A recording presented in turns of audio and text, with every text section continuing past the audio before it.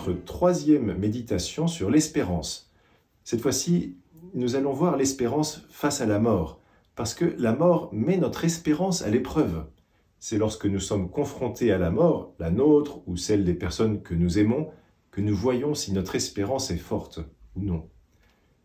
L'une des différences peut-être les plus marquantes entre les croyants et les non-croyants est leur rapport à la mort.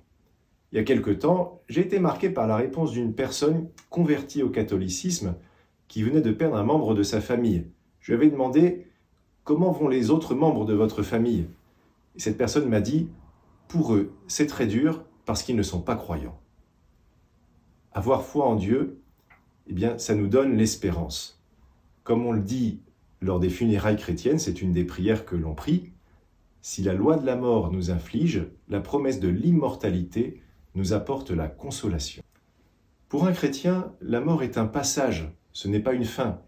Elle est un passage vers la vie éternelle, une vie qui est bien meilleure que celle ici-bas. Une vie qui, une fois que nous serons au ciel, bien, ne nous apparaîtra plus, cette vie ici-bas, comme le disait sainte Thérèse d'Avila, que comme une mauvaise nuit dans une mauvaise auberge. Rien de tel pour renforcer notre espérance que de regarder la mort de personnes qui sont très proches de Dieu. Ce sont des personnes qui ont fait preuve d'une très grande espérance. Je pense par exemple à une jeune maman, Chiara Corbella, c'est une Italienne qui est décédée en 2012 après avoir donné naissance à son fils Francesco. Chiara et son mari ont vécu 2 drames. Ils ont eu 2 enfants qui n'étaient pas viables et qui sont morts le jour de leur naissance. Le 3e enfant, lui, n'avait pas la même maladie que son frère et sa sœur aînés. Il était donc parfaitement viable. Simplement, quand Chiara était enceinte, on lui a trouvé un cancer. Elle a décidé de ne pas se faire soigner jusqu'à ce que son fils Francesco naisse. Et voici la lettre qu'elle écrit à Francesco 1 semaine avant de mourir. « Nous sommes nés un jour et nous ne mourrons plus jamais.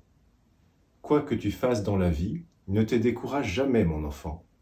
Si Dieu t'enlève quelque chose, c'est pour te donner davantage. Il est beau d'avoir des exemples de vie qui te rappellent qu'on peut atteindre le maximum de bonheur déjà sur cette terre, en laissant Dieu nous conduire. L'amour est la seule chose qui compte. Le but de notre vie sur terre est le paradis, et donner sa vie par amour est quelque chose de si beau. Je m'en vais au ciel, m'occuper de Maria et de Davidé. Toi, tu restes avec papa. De là-haut, je prierai pour vous, Francesco. Francesco, le Seigneur t'a voulu depuis toujours, et il te montrera la route à suivre si tu lui ouvres ton cœur. Fais-lui confiance, cela en vaut la peine. Chiara, ta maman. » Nous voyons Chiara qui est sur le point de mourir et qui dit vraiment ça vaut la peine d'avoir confiance en Dieu. Elle a vécu, cette femme, une vie extrêmement généreuse. Elle n'a rien à craindre de la mort. Elle part au ciel retrouver Dieu pour toujours.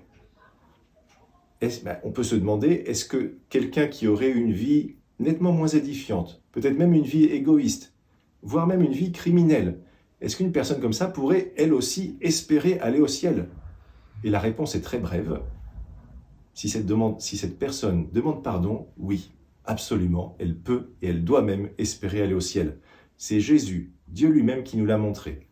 Au criminel qui était crucifié, à un des 2 criminels qui étaient crucifiés à côté de lui, et qui lui demandait simplement de se souvenir de lui quand il serait au ciel, Jésus a répondu « Amen, je te le dis, aujourd'hui, avec moi, tu seras dans le paradis. » Rien, pas même les plus grands crimes, ne peut nous détourner de l'espérance du ciel.